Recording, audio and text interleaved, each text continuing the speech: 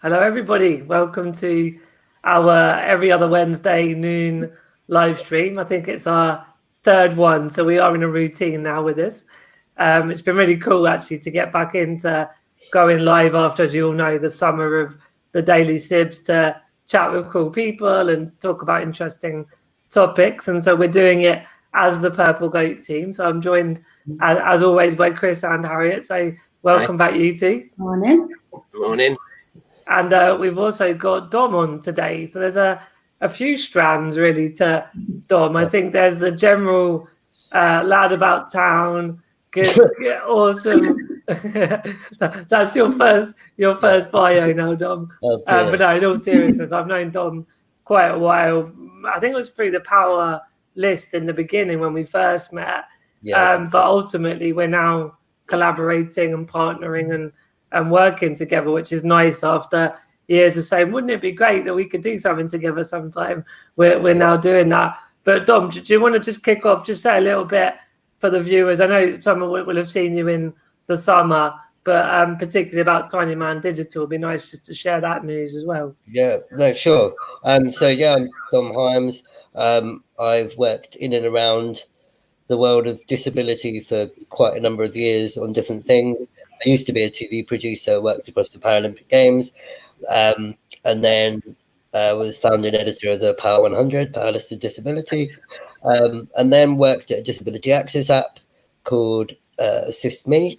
And then more recently, I've just set up a digital marketing agency, Tiny Man Digital, which kind of is helping companies of all shapes and sizes with various aspects of their digital presence shining online, but with a kind of understanding of focus around the importance of properly engaging both around a disability kind of conversation, but similarly helping disability related entities as well.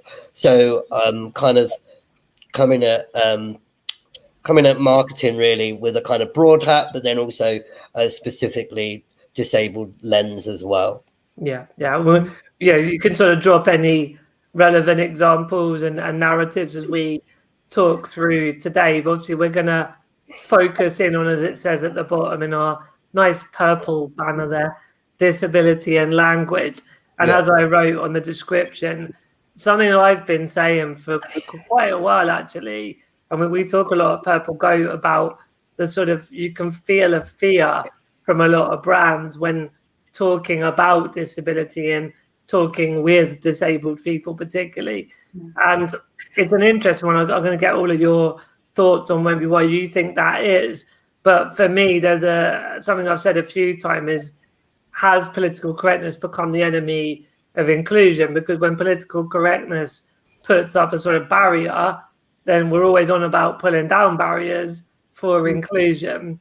But then when we look at the history of disability rights, there's a big narrative about how the social model and the social model language was a very, important part of having inclusion and disability rights. So it's just going to be an interesting discussion to home in on some of the do's and don'ts. I think we can probably tick off some of the history, some of the culture, but generally just talking around that point, I think it's going to be quite interesting. So, Chris, do you want to start us off with some of your thoughts? Yeah, I mean, I definitely think there is a perception in business that language surrounding disability is a contentious issue and a bit of a minefield. And I think, what we found particularly is the fact that they would rather just sidestep it and not engage at all. And this is definitely an issue that's come up. It is an incredibly important subject, and I totally agree. The language people use is crucially important, but there needs to be some way that businesses can still engage without this fear factor. And I guess that's why companies like Tiny Man Digital and Purple Goat have arisen, really. Yeah, so definitely. And I know it's a subject as well that I still find myself using ableist terms and things like that. So even people in the community, we're not perfect with the terminology ourselves, you know. Yeah. So yeah, that's kind of my opener on the subject. Yeah, that's a very good opener, and there's definitely more we can unpack and unpick as we go. Harriet, I mean, we often say your perspective is that I don't think you're a newbie now. I think you're well and truly in the team, or in the, actually, I was going to quickly just bring up. Gavin said, "Awesome, see Dom as a herd member. Had a super chat with him last week and love his work." And then Dean put, "Such an awesome herd of people." So I put on LinkedIn about joining the herd, which we've got on some of our slide decks, and the goat talk about it. Obviously, it's the reference to herds and goats. But yeah, Harriet, you're very much in the herd. Yes, I think you, as we've said, you give that perspective of coming into it without a lot of back sort of knowledge around disability. But even at now you get more of it, not having a disability yourself. It's such an interesting perspective. So yeah, it'd be great to hear your thoughts. From my thoughts, it's obviously working wise, like Chris just mentioned, on a business perspective, we found a lot of people that's the fear, and it's like instilled within a lot of businesses, big or small. But it tends to be the more, you know, global, the huge businesses that have the fear, because obviously there's a lot of different people they have to address, and they have a number of audiences in countries that they have to also think of. So I get it, but I don't get it, because it's you know that people want to be sensitive and they don't want to offend, but it is just that we need to learn to overcome it, and we are obviously all here to help with that. And like we always say to people, ask any questions. If you feel uncomfortable, you don't want to say something wrong, just, you know, open right, say it, because it's easier. But from like a personal perspective, I think from before joining, it wasn't that I was ignorant to language or anything like that. It's just you don't know what's right, you don't know what's wrong, because obviously things do change. And from not having like lived experience, it's not something that you check on every day as such. It's not, like I said, it's not something that I'm ignorant towards. It's just something that I necessarily don't keep up to date with all the time.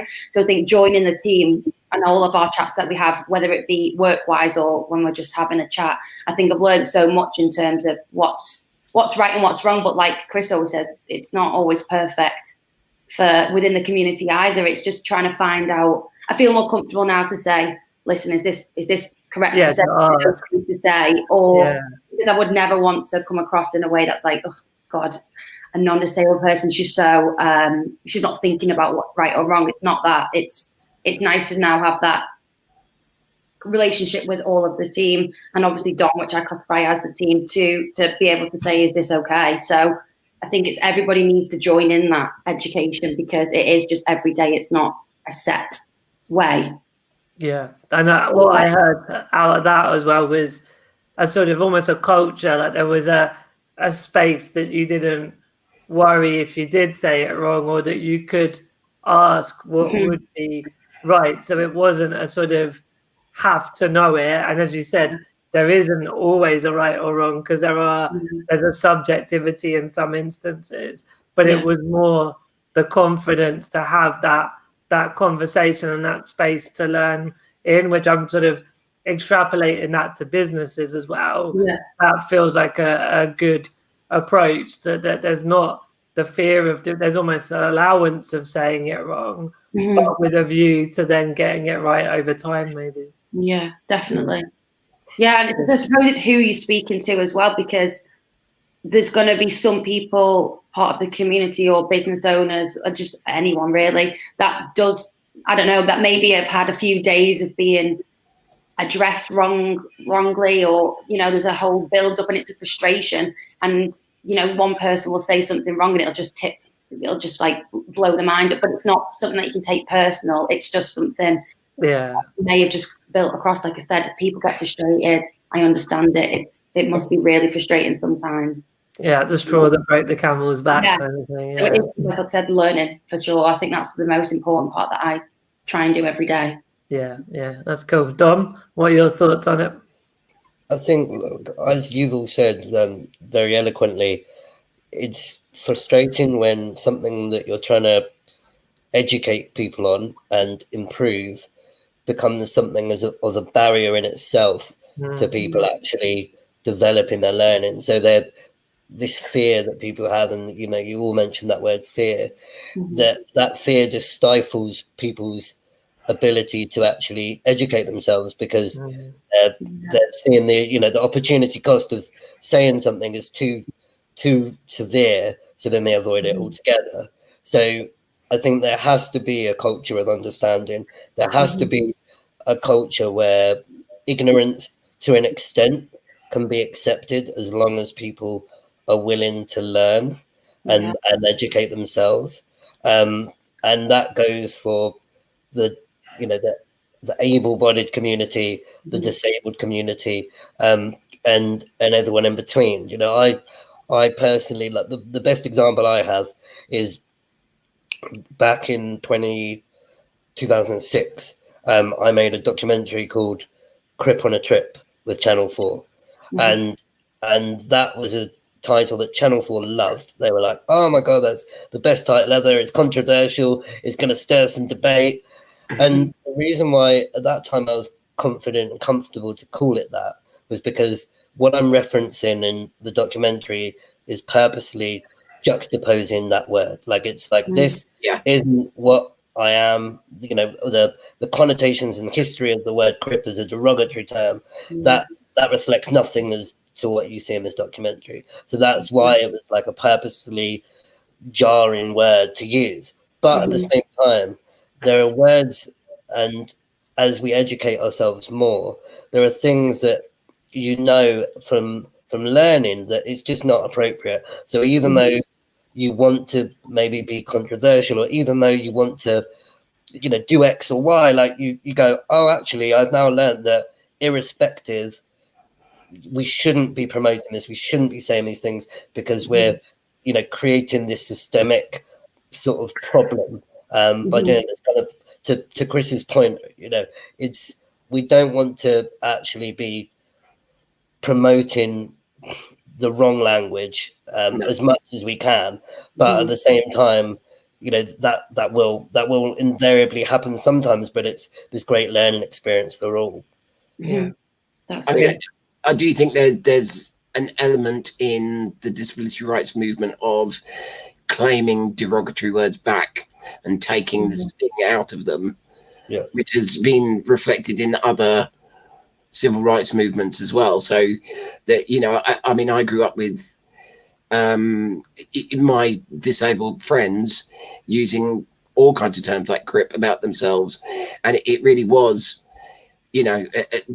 a way for it not to hurt so much, I guess. But I mean, personally, I think I always find attitude far more offensive than language. Yeah, absolutely. The attitude behind the language is what offends me. If someone's patronizing, regardless of the language that they use, that'll annoy me. More than if he said the wrong word out of not knowing, maybe. On a personal level, for me, it's absolutely that. That's a very clear divide to me personally. Is it's all about intention. So if your intention was good, then there's no issue, even if the word is crazy. I think I said to Martin the other day on a call, I was in a taxi and someone said, "Oh, my nephew's is spastic too," and I was like, and it was one of the first times I've been unbelievably shocked. But I wasn't shocked because I was angry. I just couldn't believe this guy had got through his life and not known that is absolutely not something you should say. Like, you should definitely never use that terminology. And I just was in utter shock. But I wasn't angry at him because he had no malice whatsoever. But there was that moment for me to be like, probably shouldn't use that kind of language. You know what I mean? I'm going to be okay with it, but there are plenty of other people that are definitely not okay with that. So do not do that. But yeah, it's one of those things, isn't it? You don't want to put any barriers up, because that's what we're trying to break down. But at the same time, there's moments where you have to go, okay, yeah, that's not quite okay. Do you think some of it's down to naivety of people, maybe? For sure. I think there's fear surrounding borderline words, like things like wheelchair bound. things like that, that has a negative connotation. But it's a word I used up until recently when I was reading about ableism and ableist terms and things like that, and it really doesn't describe my experience. It's a negative term. It's something that gives me freedom. It's I'm happy to be in it. I don't feel bound to it. But I think there's fear about those kind of words more so than the obvious ones that people, that we've been mentioning so far. The insult words, it's kind of I wouldn't say neutral, but those kind of words that are kind of less derogatory, but have a negative connotation. I'm just going to go to a couple of comments, because as there was 2 particular points got made amongst those discussions, and exactly the same time there was a comment coming in that mirrored it, which is quite interesting. So Chris said, when Alan Benson described the accessibility hub at an airport as the Crip ghetto, he meant it in a comedic way, but got the point across. I agreed and laughed with him, as it's true. And then he said he could say that, I never could. And for anyone that doesn't know, Chris has his 2 children are disabled, but Chris isn't disabled. That's why he's saying that this other guy, Alan, who was disabled, was kind of allowed to say it. And that thing about Crip ghetto is exactly when you said about your Crip trip, Dom. So I think that whole conversation we then had about the sort of reclamation of language and also the sort of humor to be a way of overcoming barriers. So that was really interesting. And then a bit later, Dean said, I think ignorance with good intent is very different to willful ignorance or hiding behind fear. And that was Chris was saying it. And then he put his hands up like that. And then Gavin said, perfect point regards attitude, Dom. So, yeah, just quite interesting that sort of point about the attitude really seemed to resonate with the viewers here. And, yeah, the sort of the reclamation stuff.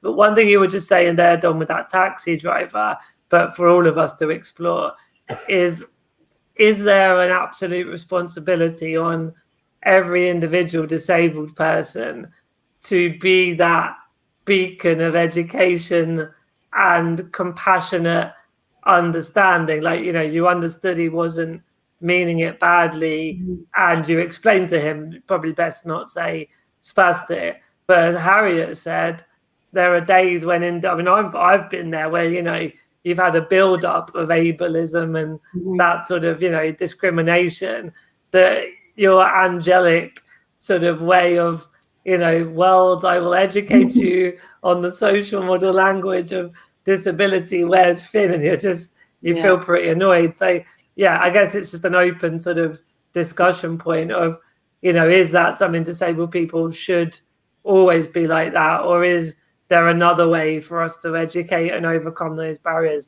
I don't know if any of you want to start with this one. I'm happy to start. I think from my perspective, I don't think it's something, I think it's probably frustrating when people say you should be educating everybody, because it is an individual responsibility. So I can imagine that sometimes gets frustrating if you're having to educate everybody, and every time you come across a comment, you have to, answer with, some helpful learnings or whatever. But because I suppose what day it catches you on, because some days you just don't have the capacity. You might have had a busy day at work, you're just trying to get home, you're tired, it's late. And the taxi driver is offensive. Yeah, but then there's from my perspective of like day to day at work, it's sometimes it's not like you should do, but it does really help me. Yeah. Good, but it does definitely help me, and I can see. And it frustrates me now when I'm out and about and I'm constantly watching for something or listening to the way people talk or trying to educate someone. I think, I try and educate my family, just like, you can't say that. This is the best way. And they must be thinking, look at you, you've learned so much, and it is what you do. But I think it's a whole process with everybody involved. That comes back to what Gavin was saying with us a couple of weeks ago about having, I don't know, non-disabled allies just sounds like a code word for a spy movie, but like that element of it doesn't have to only be disabled people that can change that that viewpoint of disability, and maybe there's also a strength when it's coming from someone that doesn't have a disability. But I mean, I'm not saying either is right or wrong. I think it's a really interesting dynamic, really, that you're now educating people having learned from disabled people. So a sort of ripple effect, if you like.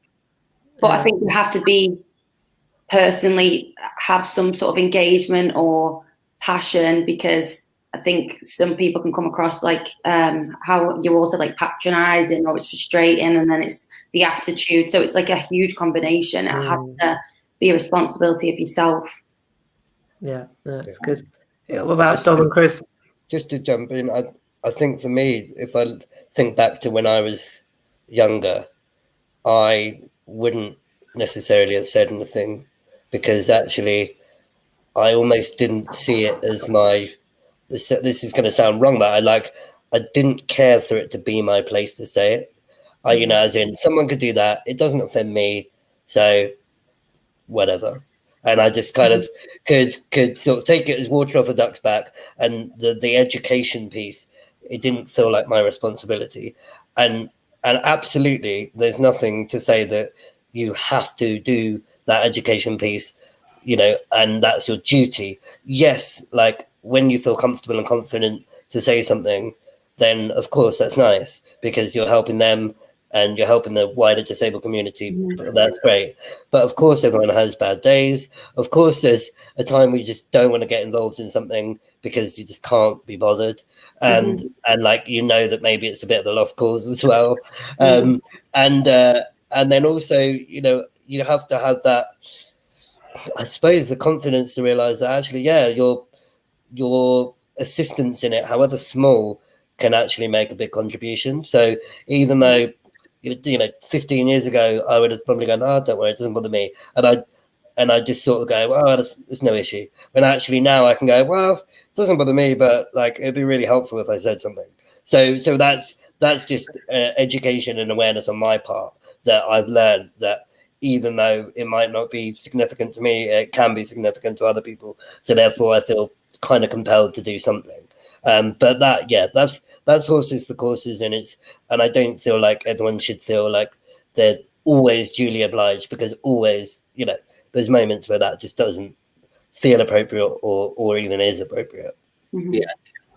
I mean, similar to Dom, really, I think I've had a progression. When I was younger, I wouldn't have confronted people so much. And I still think now it just depends on my mood on the day, really, whether I would or I wouldn't.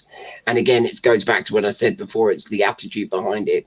If someone's particularly patronizing and they get on my nerves, I probably would say something about the language they're using and how offensive it is. But it's, I don't know, I think maybe I have more of a tendency to correct people in my circle that I'm having to live with and deal with all the time, about what's appropriate for me to say and what's appropriate for them to be saying. And people outside, like Dom said, there is a tendency of like, I'm never going to have to deal with this person again. They're a bigot or whatever, or have a completely wrong attitude. I just think, head down, get out the cab, as it were, and carry on. But like you say, maybe there should be a tendency for us to, in a nice way, steer them a little. Chris has said the older generation always mean well, but often are stuck in a time warp of language. I do cut them a lot of slack. So it's potentially something generational. Do you all agree with the generational point?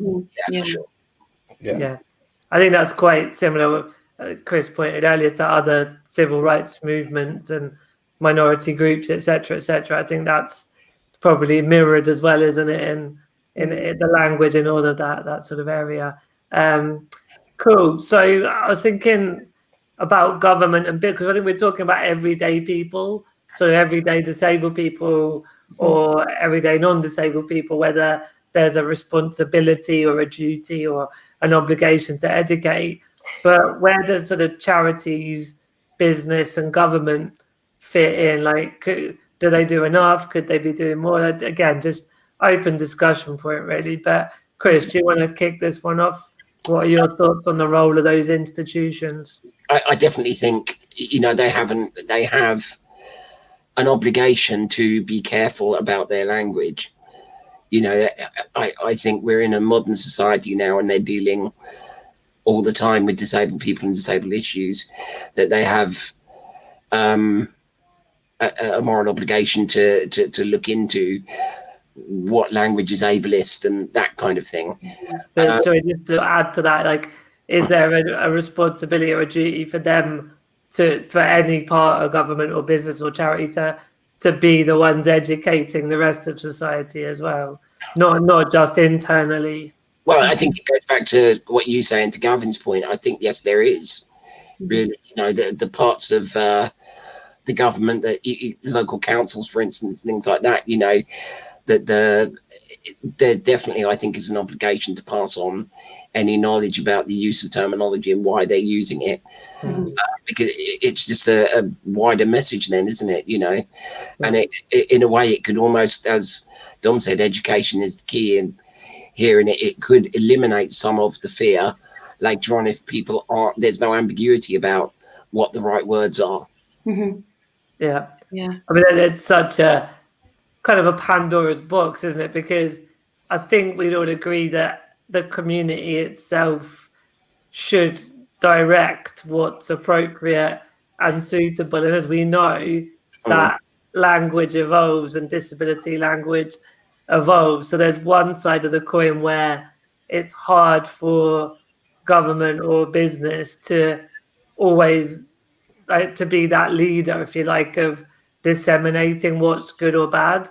But yeah, I think back to that point, there is obviously, if you are a government or a business and you've got a lot of disabled stakeholders, you should at least be up to date with whatever that is. And maybe that's this thing we talk a lot about with Purple Goat and bridging.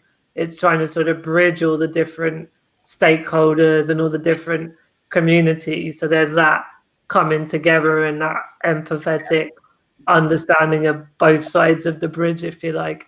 Dom, what are your thoughts on establishment and institutions' role? I think there's a really important role to provide a go-to place for seeing best in class, best practice use of language, because if the big, you know, government bodies, huge charities and big businesses can't get it right, then how can we expect smaller businesses and individuals to do the same?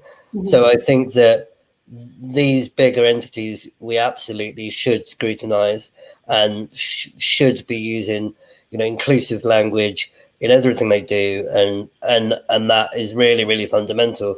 I also think that they act as a great place to kind of point people to if they do it well. So like I had a conversation yesterday with a friend around, you know, where do I go if I want education around what we can do better in terms of disability and language as well, and it's good to be able to point them in the direction of big kind of charities and big bodies that are experts in what they do and are considered leaders in the space and thought leaders around whatever issue in relation to disability it might be. So if someone's particularly good at language and educating around language in the workplace, whatever it might be, it's great to be able to say, oh, cool, they do a really good job. They can go and educate you. These, you know, they can essentially upskill your workforce and, you know, create change.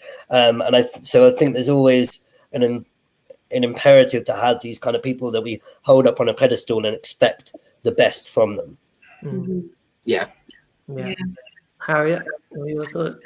No, I agree with everything you've all said. I think also from like working and speaking with people and, you know, people that we come across day to day, I think there's a lot of brands out there and companies that are doing a lot. So a lot of people now have diversity and inclusion department, they have a team, they have people, you know, directly working on making sure everything's inclusive. And, you know, you see some really good adverts now, you know, still not as many as like representation wise of the percentage that we always talk about.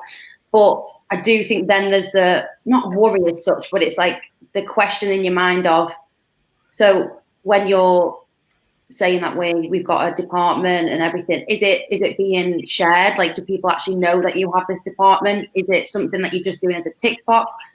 Or when you're doing an advert, do you ask the community or make them be part of the narrative? So I think there is change, and there is, like, you know, improvement for sure on language and how much it's taken into consideration. But then you can't help but have the questions, because you do see so many adverts or films coming out, like you see with The Witches and music by Sia. Like, there's so many things, and then the community is not part of any of the decisions or any of the impact on how you're meant to play the character, or why, for example, not even how you're meant to play the character, why isn't the person with that disability playing that character? So I think there's still so many warped ways of thinking, and some people in power obviously don't have the right intentions.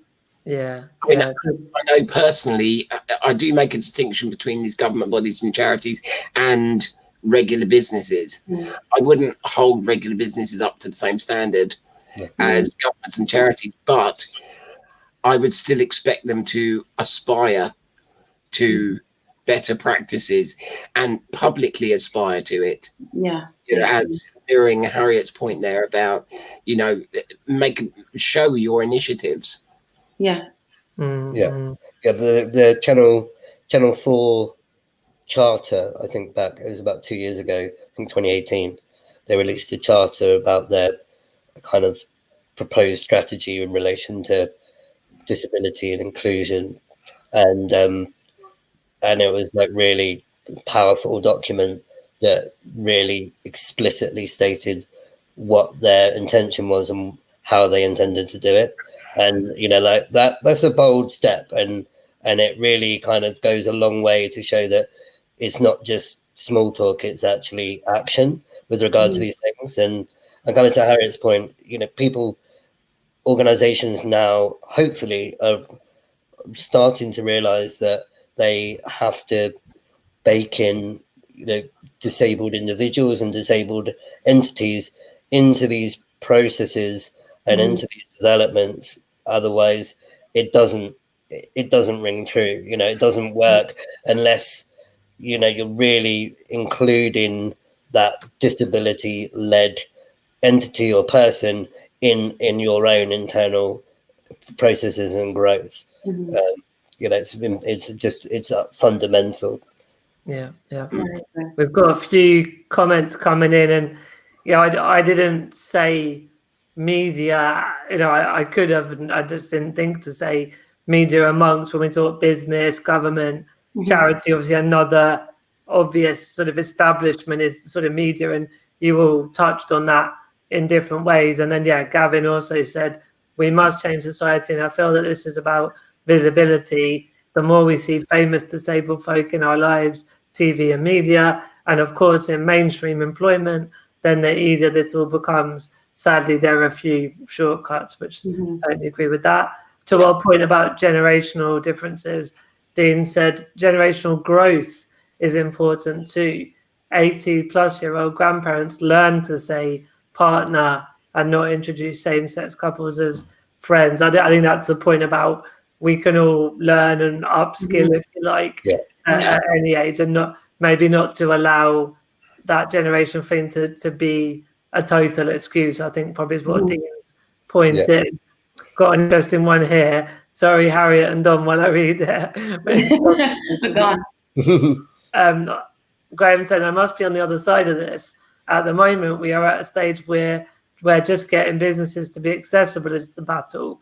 If you put pressure on them for you must use the right language, it is your moral responsibility, guess what happens?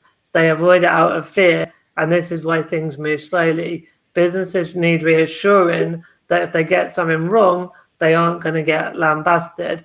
I mean, just to pick up that from my personal perspective, I think from everything we're saying, language has an important part of being an accessible business. So I don't think businesses can shun that discussion and blame it on fear. I think it's more around, as you say, Graham, to reassure businesses that I don't know, I can't remember the name of your business, Graham, but similar sort of businesses to what Graham's doing and what we're doing, is that's our roles, is to give that education and reassurance so that there are those solutions and answers so that other stuff can get dealt with. But I just think if we make any of this binary, we end up in not a good place, whereas it's a balance, as you've all said, aspiration for perfection, but also just taking those steps today and tomorrow that move it, that's improving and progress. I don't know if any of you three have got any other thoughts on that. I do feel that the point's really valid, and from personal experience, there's plenty of examples of times that I've seen there being this massive kind of, probably usually on social media, this jumping on the bandwagon of basically slating something to being terrible, and that kind of, I don't want to say the word aggression, but that anger sometimes feels misplaced, because actually all the maybe the kind of the people that we're communicating with, maybe all they're seeing is us shouting and screaming and being angry about something, and actually there's no hand holding in that process. There's no like, okay guys, like, not ideal, but you could have done this, and shown them, and actually do that little bit of education in the response and explain it, rather than just being angry and parading a company is doing something bad.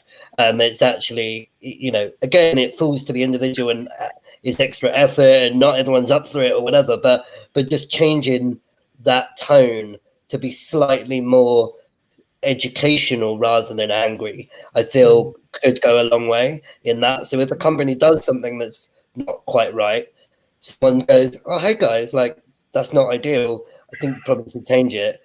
And then that can change, and then it's not them being paraded on social media for the next week about how awful they are. So, there's a fine line to that. And I think we're all still trying to find where that line is, and no one will get it perfectly, but the point is still really valid. Like we have to not put companies off. Yeah, I agree.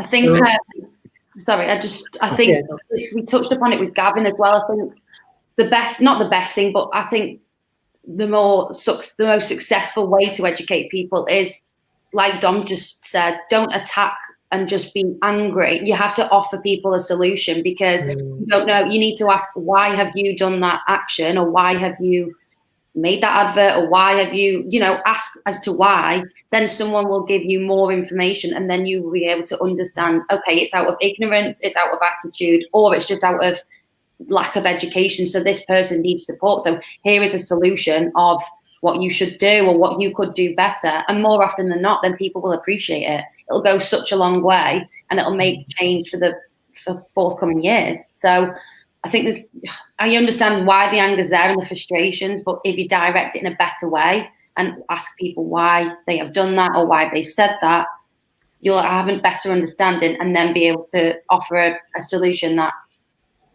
gets rid of the problems as such. Yeah, it's so interesting, because it's a complex world out there, right? And as we know, even within the disabled community, there's, we often talk about the sort of 4 segments of mobility: visual, hearing, neurodiverse. But even within those sort of areas, you've got different ages, you've got different ethnicity, etc., etc. So as we said, it's not a homogenous group of people, and all those variables, there is never the answer, like one particular answer. But I know when I read loads about civil rights struggles and the disability rights movement, you do kind of need both, because it was the people in the streets that protesting that finally got a voice heard, where previously disabled people were ignored.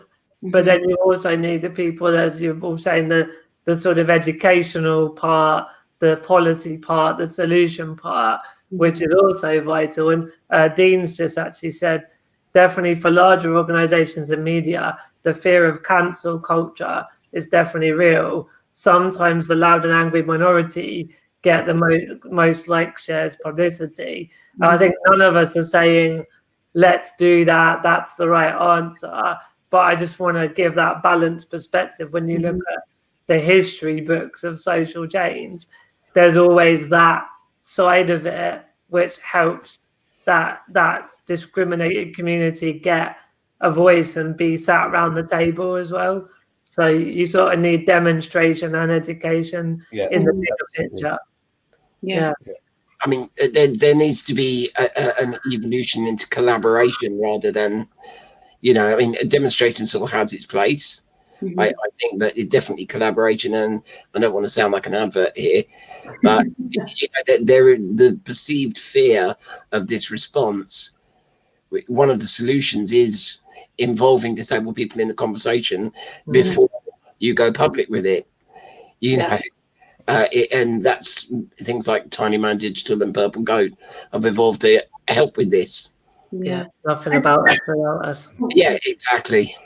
It's surprising as well how many people don't actually do that. And, the people we speak with, the people you obviously speak with as well, and a lot of people, but it's surprising that people don't consider that, because it's quite an easy step to involve people from the community within the conversation. More often than not, people would want to do that to change this. So it's strange how it is such a fear factor, because it's something that people would really want to be part of. And it's very easy to ask a lot of people and you get 1,001 replies. Yeah, that's so true. And it's funny how as soon as someone makes a comment asked for, it comes up. Sorry, Dom and Harriet, I'll be back with you in a second.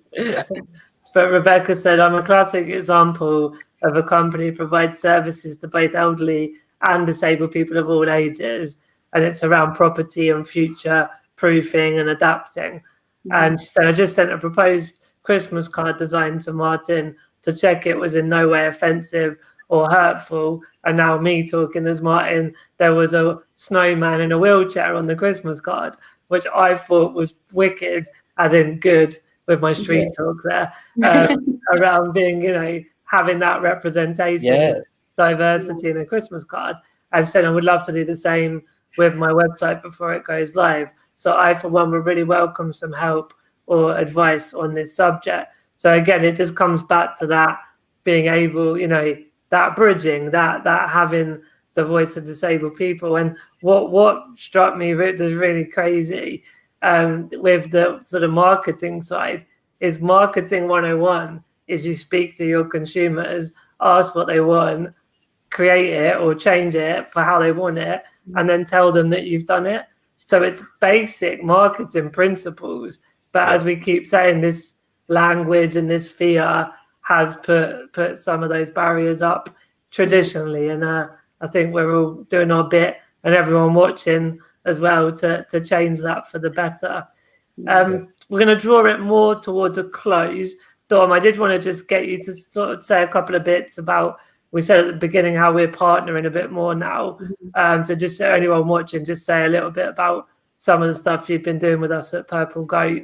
Yeah, I think it kind of ties in quite nicely with that conversation around collaboration. And from my perspective, it's been amazing. So I'm now working with the guys at Purple Goat in a kind of social media strategy sort of role on a couple of projects. One, Microlink, who provide amazing workplace adjustments to people, and another one, Accessible PRS, who are awesome sort of inclusive design property consultancy that are looking to get a load of sort of disabled and wheelchair using flat rental people connected to the people that actually design and develop those flats. And it's been a really harmonious, lovely experience working with such a kind of passionate, like-minded entity as yourselves, and similarly like us both working with these also disabled organizations, or disability focused organizations, has been like really quite a new experience in some ways, but like a really powerful and enjoyable experience. We're all in this together, towards some shared values, some common goals, We're talking about language here today, but like there's so many different avenues that we find ourselves aligned on. And that's great to like be working with people that are similarly trying to fight the good fight, have the same ambition, and ultimately want to create some awesome work, irrespective of it being in the sphere of disability, just awesome work for awesome work's sake. So it's a really exciting thing for me to be a part of, and I'm really enjoying it so far. Yeah, no, likewise. It's been, as I said at the beginning, great. We've been able to work together on something more formal, and even though I use the word formal, we get on well, and we all enjoy it while we're changing the world. Rebecca's just said, anyone who would like to receive the Christmas card, just connect with me on LinkedIn. So I see this. if you like wheelchair using, not wheelchair bound, wheelchair using. See, with do's and don'ts now, do's and don'ts. Obviously connect with Rebecca. Chris, Harriet, any sort of final couple of sentences from either of you? Are you all happy with what we covered? I do think, the amount of businesses we have contact with makes me feel very optimistic. They're all making efforts to become accessible internally, and their messaging is also, they're in contact with us to try and make that accessible. So I think, I just think there is cause for optimism and fluffy positivity. We like a bit of fluffy positivity. And they were saying about binary and how we not being binary and how we need balance, but like you sort of we have to realize there are problems. Like there are barriers, there is discrimination, there is underrepresentation, and that's not being sort of just on a negative for the sake of being negative. That's realism, right? But then at the same point, to your point, Chris, about we have to stay optimistic because we're trying to lead everything to that optimistic, better place. So it's sort of it goes together in that sense. But I think you're right. There's a lot of positives going on. Ever since then, you were talking about the Paralympics, Dom, when you were involved in 2012. I mean, a lot of people cite that when it was in London and there was a lot more in the mainstream media around disability, that sort of brought disability to the mainstream in a different way. It wasn't the sort of political welfare benefit side, which still is very important, of course, but it brought that sort of valuable side. And then we've had the Valuable 500, and there's definitely all these other initiatives that are chipping away, and these things take a while, but we will get there, I'm sure. Yeah, absolutely. All right, well, everyone, thanks for watching. I think Dean's just said really exciting to see collaboration happen, and looking forward to seeing what's next with the cool emojis going on there, the wheelchair guy, the heart, purple heart, and the goat herd. Love that. And Graham saying about sending the Christmas card from Rebecca. So we got some deals going on in the chat now as well.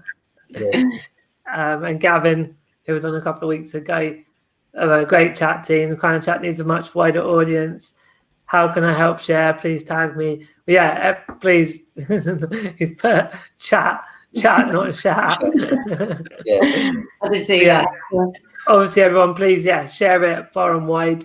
And as always, we appreciate your time to watch and comment and engage. And again, thanks you three for being on the live stream today. Thank you, Tom. Cheers. Speak to you very soon. See you soon.